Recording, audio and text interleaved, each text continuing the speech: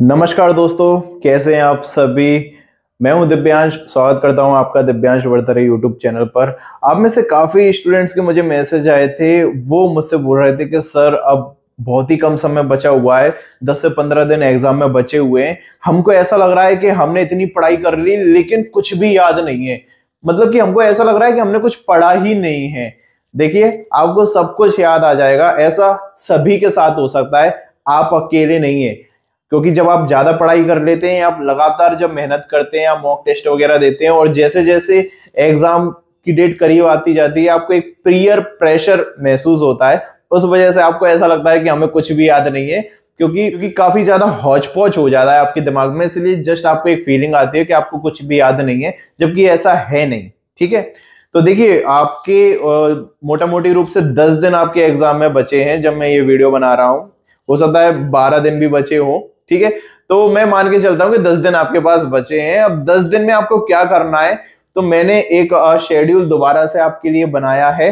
तो बस जस्ट आप एक ग्लिम्स मार लीजिएगा कि आपको करना क्या क्या है। देखिए, 10 दिन बहुत ही कम समय बचा हुआ है। अब आपको आपके फुल एफर्ट्स के साथ पढ़ाई करनी है। पढ़ाई नहीं करनी, रिवीजन करना है। तो देखिए, अगर आप सुबह जल्दी उठ जाते हैं, यहां पर देखिए मैंने लिख रखा है 2024 एसएससी स्टेनोग्राफर लास्ट 10 डेज। क्या करना चाहिए आपको? देखिए, सुबह उठने की कोशिश कीजिए। अगर आप सुबह उठ जाते हैं, देखिए ये उनके लिए है जो सुबह उठ जाते हैं। अगर आप अभी सुबह नहीं उठ पा रहे तो थोड़ी सी रजाई से मोहब्बत कम कर दीजिएगा और उठ जाइएगा, क्योंकि सर्दी आ गई है। ठीक है, तो देखिए 6 से 7 बजे थोड़ी सी लाइट एक्सरसाइज कीजिएगा। मतलब कि ऐसे, या थोड़ी जो पीटी वगैरह करते हैं वो सब आप लोग कीजिएगा, थोड़ी सी 10-15 मिनट की। और मॉर्निंग में थोड़ा सा आप रिवीजन कर लेना इंग्लिश का। ठीक है, एरर वगैरह, ये जो भी रूल्स वगैरह, ग्रामर्स का जो भी होता है, लाइट रिवीजन कर लेना, थोड़ा सा रिवीजन कर लेना, जिससे कि आपका जो माइंड है वो थोड़ा वर्क करना चालू हो जाएगा और आलस हट जाएगा। ठीक है, लाइट एक्सरसाइज करने से। और थोड़ा सा आप मॉर्निंग रिवीजन कर लेना। ठीक है, 7 से 9, देखिए 2 घंटे रिवीजन। क्या करना है आपको? वोकैब का रिवीजन करना है। इंग्लिश में क्या? सिनोनिम, एंटोनिम्स, वन वर्ड और इडियम्स। ठीक है, रिवीजन करना है आपको 2 घंटे के लिए। ध्यान से समझते चलिएगा।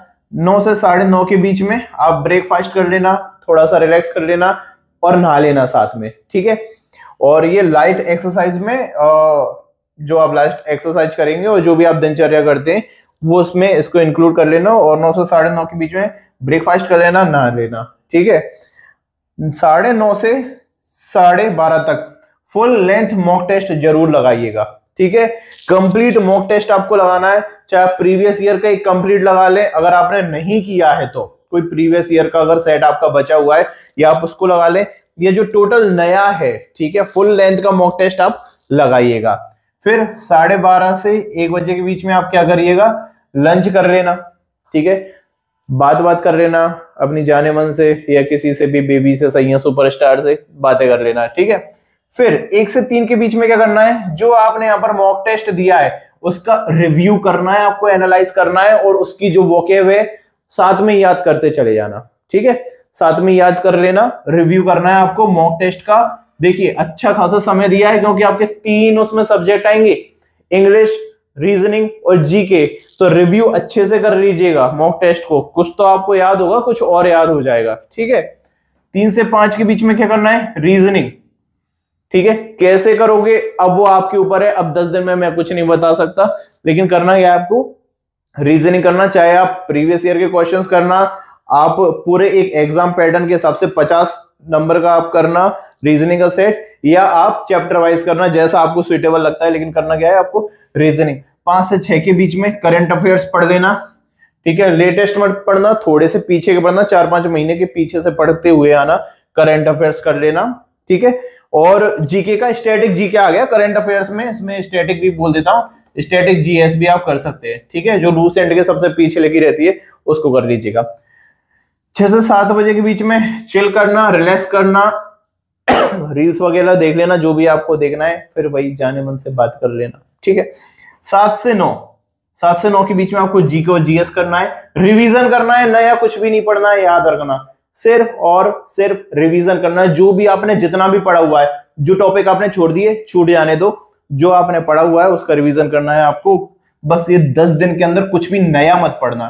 ठीक है, मॉक टेस्ट का आप जब एनालाइज करेंगे उसमें कोई चीज नहीं आ जाती है उसको पढ़ लेना, अलग से कुछ भी नया मत पढ़ना, केवल और केवल क्या करना है आपको, रिवीजन करना है। ठीक है, 9 से 10। ठीक है, narrow view of whole day, पूरे दिन में आपने क्या किया है उसका क्या कर लेना, रिव्यू कर लेना।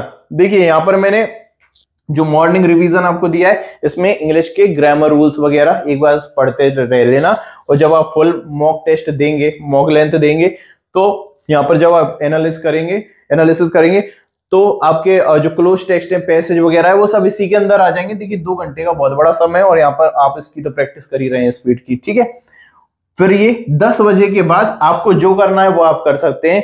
जो एक रूटीन था, मेरे हिसाब से जो रूटीन था वो मैंने आपको बता दिया, ये 10 बजे तक यहाँ पर एंड हो जाता है। अब इसके बाद बचा 2 घंटे, मतलब अगर आप 12 बजे तक सोते हैं, देखिए यहाँ पर एक तो आपको उठना जल्दी है, मैंने उस हिसाब से यहाँ पर शेड्यूल बनाया है, तो आप 11 बजे भी सो सकते हैं, क्योंकि नींद भी प्रॉपर लेना, नहीं तो फिर आपको कंफ्यूजन हो सकता है, आपका ब्रेन प्रॉपर काम नहीं करेगा अगर आप प्रॉपर नींद नहीं लेंगे तो यहां तक मेरे हिसाब से जो शेड्यूल है वो खत्म हो जाता है। इसके अलावा अगर आपको करना है, अगर आपको 10 से 12 भी अगर आपको पढ़ना है, तो आप वही जो आपका मतलब कि जो आपको प्रॉब्लम आती है, जिस टॉपिक में आपने पढ़ा हुआ है लेकिन आप भूल जाते हो, जैसे कि रीजनिंग का कुछ टॉपिक हो गया आप भूल जाते हो, इंग्लिश के कोई रूल है आप भूल जाते हो, और जो मीनिंग है आप भूल जाते हो, जो आपको थोड़ा टफ लगता है लेकिन आपने पढ़ा हुआ है, आप उसकी प्रैक्टिस कर सकते हैं। ठीक है, तो आज के वीडियो में इतना ही। होप फॉर द बेस्ट और अच्छे से एग्जाम देना, और ये बिल्कुल भी मत सोचिएगा कि आपने जो पढ़ा है वो आप भूल गए, आप भूले नहीं है, आपके सबकॉन्शियस माइंड में वो ऑलरेडी है।